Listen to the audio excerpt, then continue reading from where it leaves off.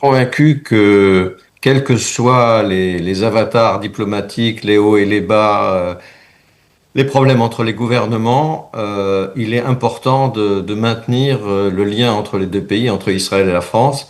Et les affaires, le business, c'est une des façons de le faire.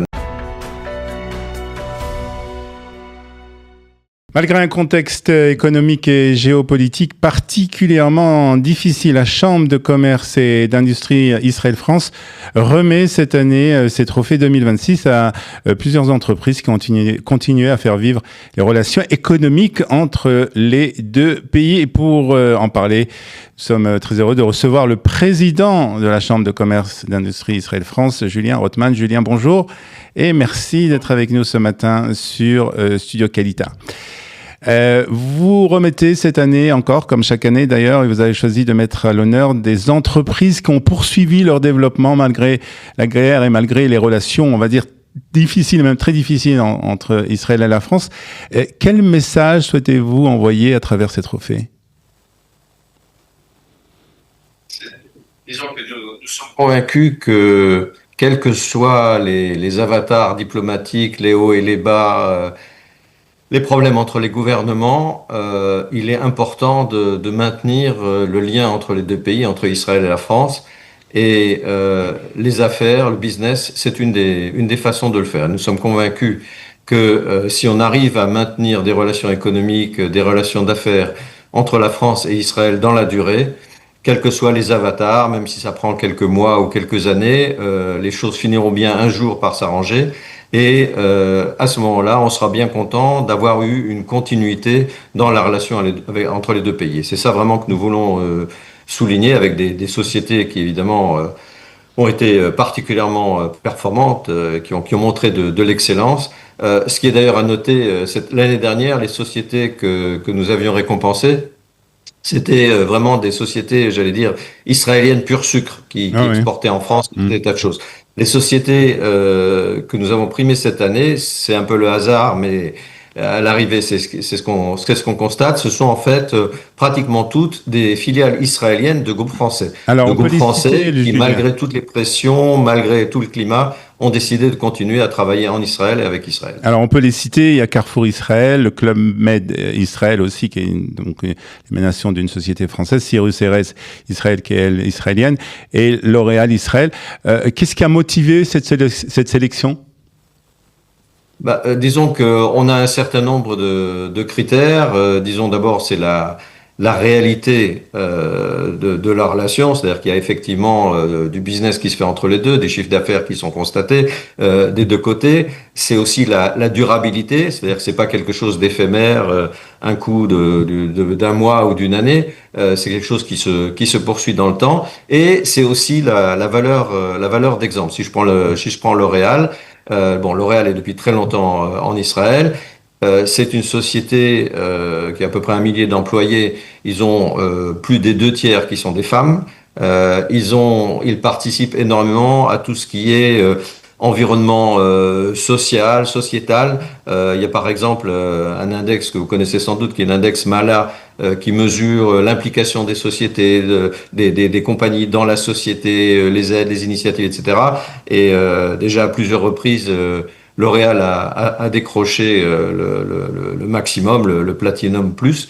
De la même manière, si je prends le Club Med, alors évidemment, il n'y a plus de village du Club Med en Israël, mais ce qu'on sait moins, c'est que le Club Med recrute énormément en Israël. Et en plus de ça, le club, ici, enfin, c'est une des plus grandes agences, disons, de voyage d'Israël, et ils organisent des voyages et des séjours en Europe, principalement d'ailleurs dans les Alpes françaises. Et ce qui est extraordinaire, c'est qu'ils adaptent à la clientèle israélienne. C'est-à-dire que il y a des jardins d'enfants en hébreu. Au moment de Pessah, il y a des seder. Enfin, il y a toute une série d'efforts qui sont faits. Donc, on a trouvé que c'était quand même tout à fait intéressant. Carrefour. C'est une société, donc, c'est une chaîne de supermarchés, très grande consommation alimentaire dans tous les pays du monde. donc extrêmement exposé aux réactions des consommateurs, en particulier dans les pays arabes. Et malgré ça, Carrefour s'est installé et a maintenu son développement en Israël. Ils sont aujourd'hui à 145 magasins. Ils sont d'ailleurs suffisamment bons pour que Nir Barkat, le ministre de l'économie, les ait choisis comme référence pour le panier de la ménagère en Israël. Quant à Cyrus RS, qui est plus disons, une organisation, une société de patrimoine financier qui s'adresse, disons, aux privés, aux familles en Israël et en France qui veulent investir, sont des gens aussi qui font énormément d'efforts pour s'adapter au public francophone en Israël et au public israélien en France. Donc voilà, donc ce sont des sociétés qui font des affaires, qui le font, j'allais dire, de bonne manière, et qui donc, déjà par le fait qu'elles existent et ce qu'elles font, elles sont intéressantes, et en plus, elles ont une valeur d'exemple vis-à-vis des autres sociétés en France et en Israël, puisque, comme vous le disiez, la situation est vraiment, enfin les relations sont franchement mauvaises aujourd'hui entre la France et Israël. Hier matin, ce qui s'est passé à Eurosatari, où sans préavis, la direction de l'exposition a pratiquement muré les stands israéliens. Enfin tout ça, ça fait quand même beaucoup de choses et il y a un certain agacement, pour ne pas dire une certaine colère, dans les milieux industriels israéliens, dans les milieux d'affaires. Et donc, il est important, surtout dans ce contexte, dans cette conjoncture, de continuer à maintenir la relation. On n'est pas béni oui-oui, on n'est pas blue sky, on voit ce qui se passe et on pense que malgré tout ça, il faut continuer à avancer. La remise des trophées aura lieu d'ailleurs, je crois, demain, en présence de l'ambassadeur de France en Israël, qui est quand même... Oui, en fait, c'est ce soir. Ah, ce soir.